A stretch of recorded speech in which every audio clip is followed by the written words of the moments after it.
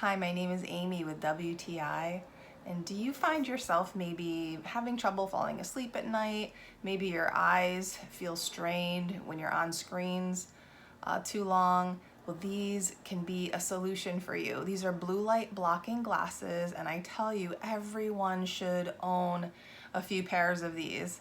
I got a 2-pack from Livho, and I'm very happy with them. I want to show you a few of the things that I really appreciate. The first thing is they're very lightweight. When I'm wearing these, I forget I even have them on. I like the simplicity of the design too.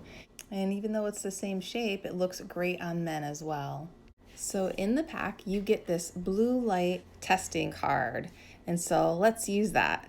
And you see it's reacting very quickly to the blue light. Now we'll put it behind the lens and see how it protects our eyes from the blue light. And let's check the card out. Look at that.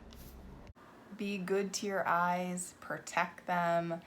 Get a few pairs of these blue light blocking glasses. You really won't regret it, but that's just my point of view.